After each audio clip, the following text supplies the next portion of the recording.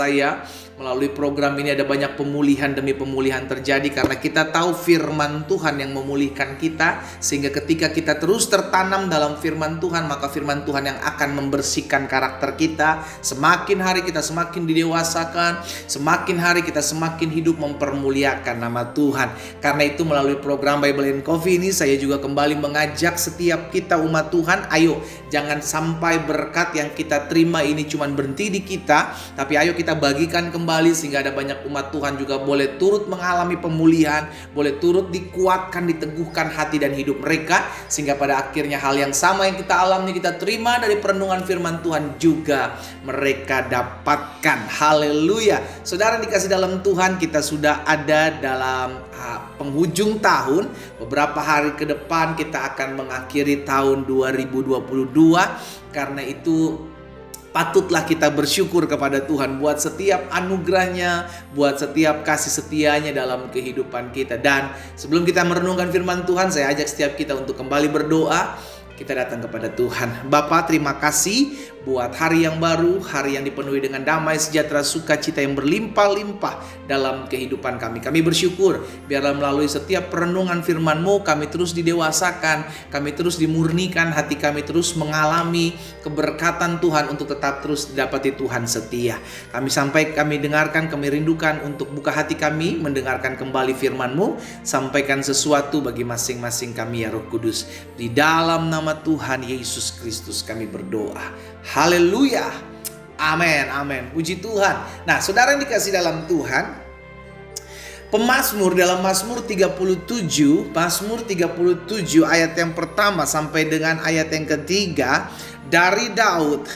Jangan marah karena orang yang berbuat jahat, dan jangan iri hati kepada orang yang berbuat curang. Saudaraku, ada banyak dari kita, anak-anak Tuhan, sering terpancing amarahnya karena orang-orang yang berbuat jahat. Kita lihat kok gak ada pembelaan Tuhan, kita lihat kok gak ada pembalasan dari Tuhan. Oh, kayaknya saya perlu membalas pakai tangan saya sendiri. Hei saudara, ingat pembalasan bukan hak kita. Pembalasan adalah hakku, kata Tuhan. Itu sebabnya pemazmur punya pengalaman, Daud punya pengalaman akan hal ini. Sehingga dia bilang buat setiap kita, dia ajar buat setiap kita, ayo jangan marah karena orang yang berbuat jahat. Jangan iri hati kepada orang yang berbuat curang. Maksudnya begini, jangan sampai sesuatu yang terjadi di luar kita itu mempengaruhi hati kita. Saya ulangi sekali lagi. Jangan sampai sesuatu yang terjadi di luar kita, ya kan, di luar dari tubuh kita, mempengaruhi hati kita. Ada banyak dari kita anak-anak Tuhan marah karena orang berbuat jahat kepada kita. Ada banyak dari kita anak-anak Tuhan iri hati ketika ada orang yang berbuat curang dan hidupnya berhasil. Iya kan? Ada banyak Tuhan, kenapa ini orang kok licik, ini orang korupsi, tapi hidupnya kok seakan-akan gak ada penghukuman Tuhan. Akhirnya hati kita mulai iri hati dan kita mulai mengingini perbuatan-perbuatan mereka. Alkitab sudah mengingatkan kepada setiap kita, jangan marah karena orang yang berbuat jahat kepada kita.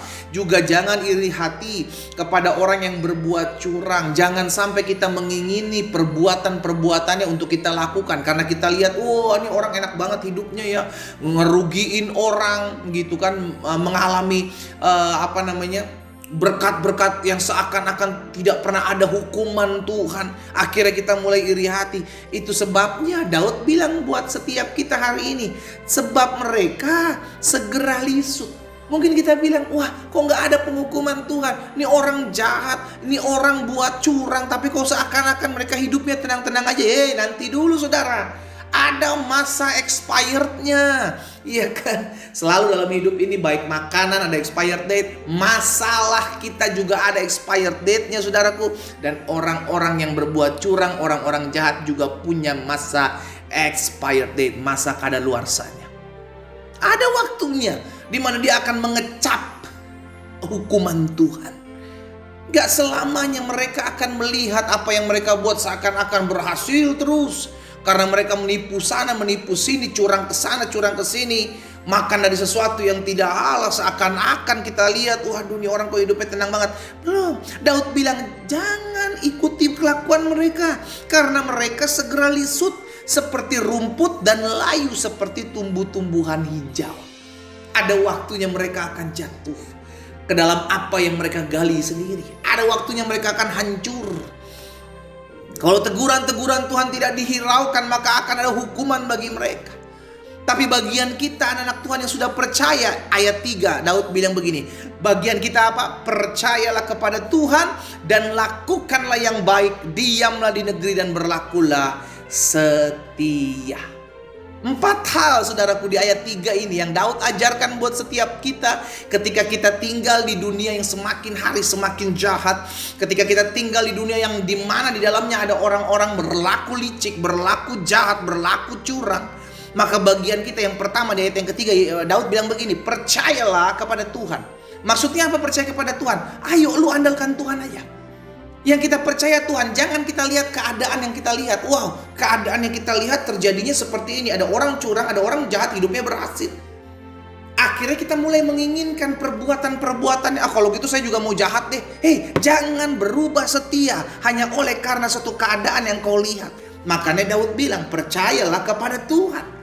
Yang kedua Daud ajarkan, lakukanlah apa yang baik. Baik percaya kepada Tuhan dan melakukan apa yang baik buat semua orang. Itu harusnya kita lakukan. Jangan berubah setia. Yang ketiga dibilang apa? Diamlah di negeri. Maksudnya apa? Berdiam diri.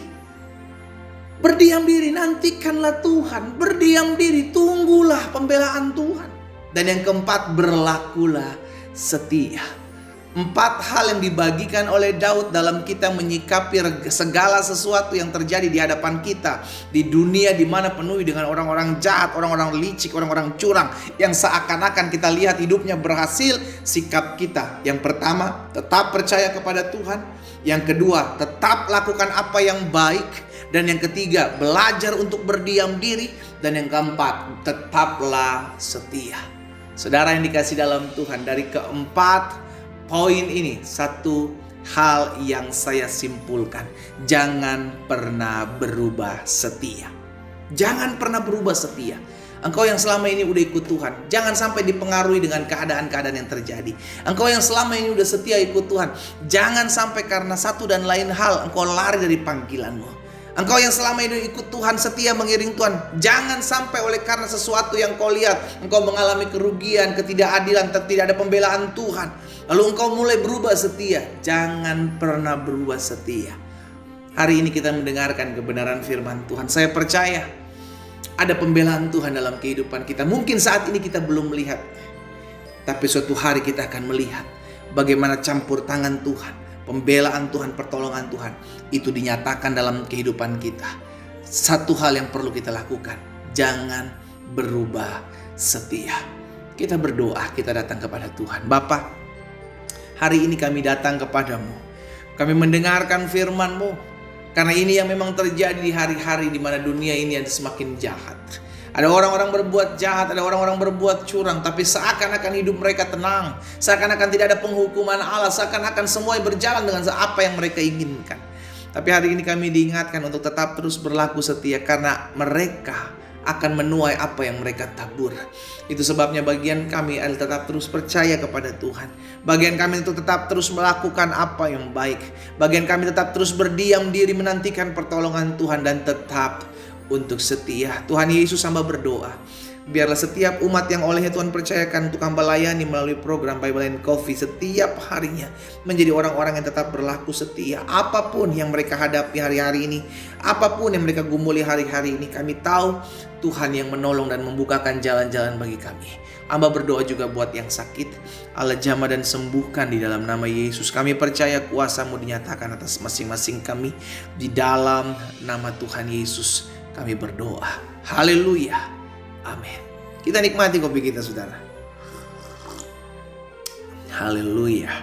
Tetaplah setia. Jangan pernah berubah setia.